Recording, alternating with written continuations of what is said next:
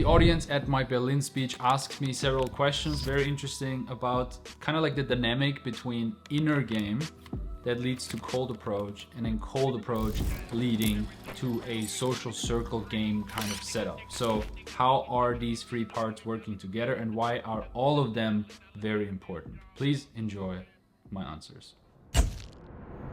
So obviously, like everyone here, I think I'm interested in women, but I must say I'm almost more interested in the topic of being more masculine. Mm-hmm. And when I look at your pyramid, what's interesting me is like more the top and the social circle, right? So can you expand a little bit on why cold approach is a good path to this? Because it gets stuff out of you.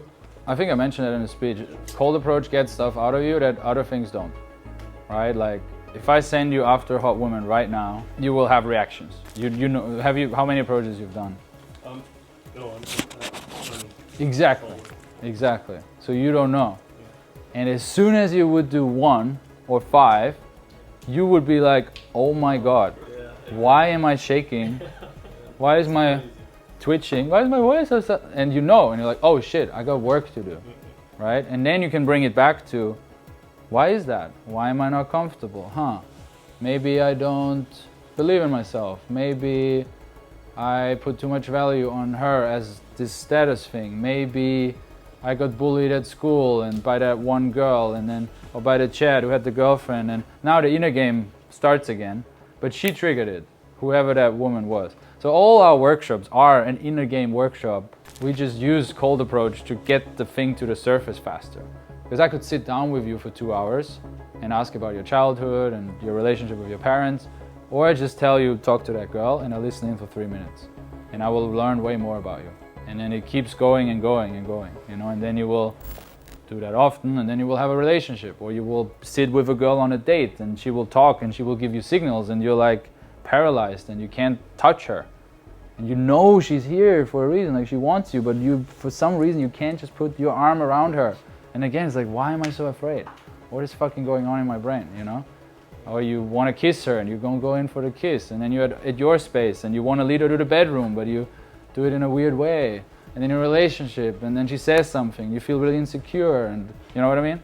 So some kind of shortcut to know yourself, to learn about yourself. It is. Yeah. And then social circle eventually, while it's just once you gain all these skills, we don't want to chase after women all our life, you know? Oh, it's fun. I do it when I see one now, but I don't do sessions anymore. Like when I got into this, I'm like, Wednesday, 4 to 6, Friday, 5 to 7, this is my session. It's like a gym, you know?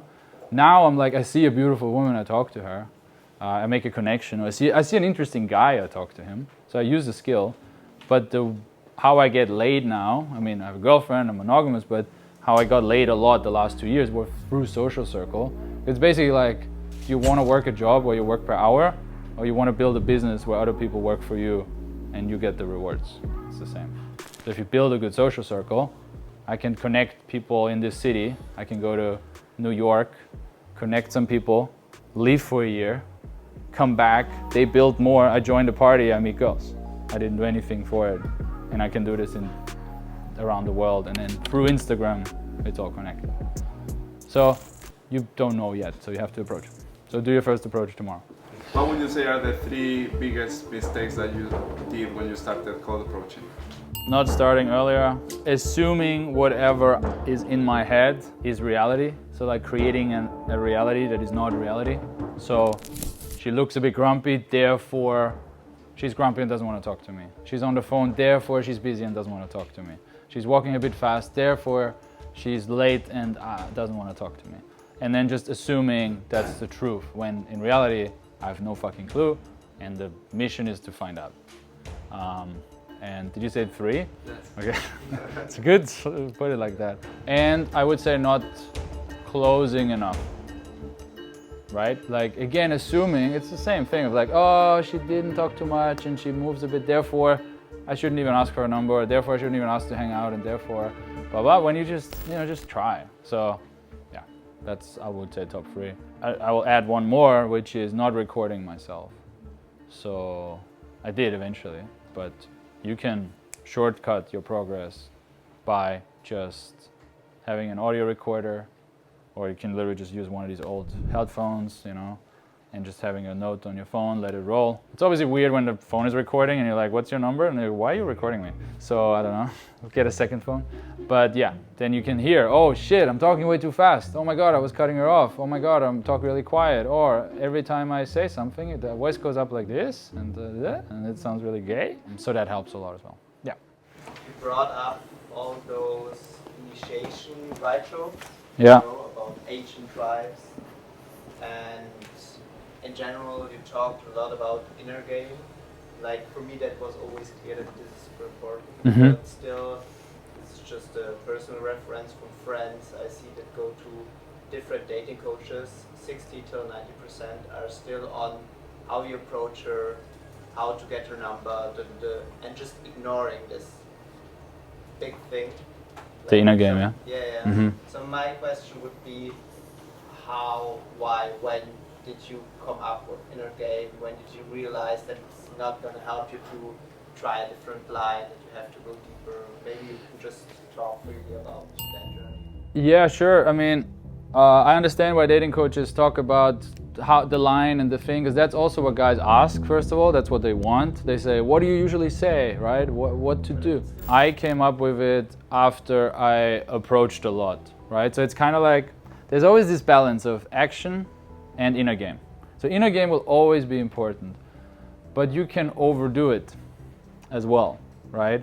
If you only spend time in inner game and, for example, meditating or understanding yourself, or again, therapy, amazing, but if all you do is only therapy and you never take it out into the real world, it doesn't really help you, because we live in the real world.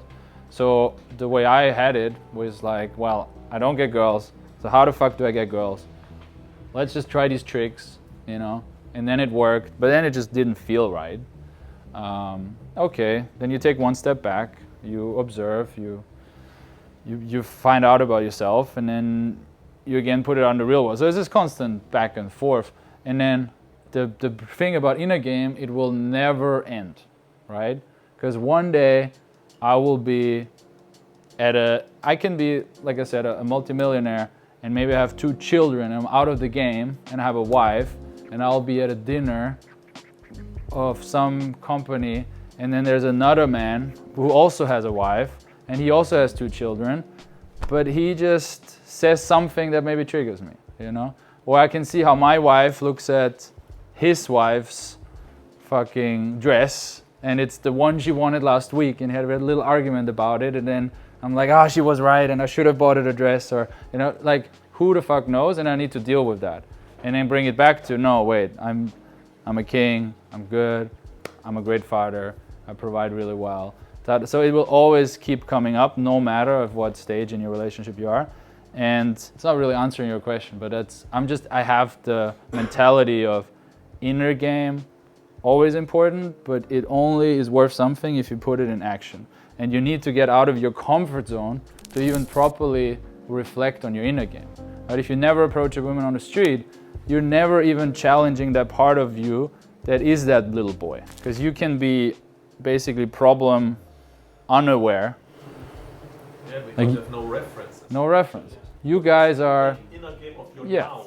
you guys are problem aware, but maybe solution unaware. You're like, I know it's not right, and how do I get to the next? But some people live in a box. So to get to that level of, you know, oh shit, now I'm challenged, you need to put yourself out there, which also includes for me, maybe dating women out of my league, or dating women that make me a little uncomfortable, or approaching them on the street, or going on dates with them. Also includes buying my way into social circles that I feel like I don't belong into. It's like rich guys doing this thing. So that answers a little bit, right? So you need that balance. But what I really want to say is, don't spend too much on the inner game, because it can become your new comfort zone. It's like people who work all the time.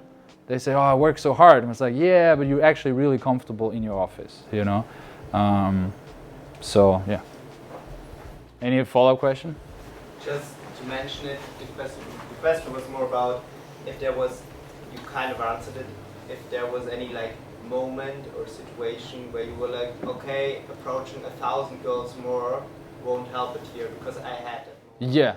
And I was like, okay, I have to try something else. And then, okay, Buddhism, okay, this. Yeah, there has been 50 of these moments. Okay. They just always come up. They come up, and then you push these moments. For some people, maybe it happens every 5 years, but I think if you put in a lot of action, it can happen every 6 months. And then you surround yourself with the people that you can talk to, right? Like if I wouldn't have Liam, James, all this crew, I wouldn't even know where to start. Like I want people who I can talk about this. Obviously there's books, right? So yeah, these moments happen to me all the fucking time. If you enjoy this topic and you need help implementing this stuff in your own dating life, you can book a free consultation call below. And if you want to watch another video on a similar topic, you can click here and we make sure that this video is interesting for you.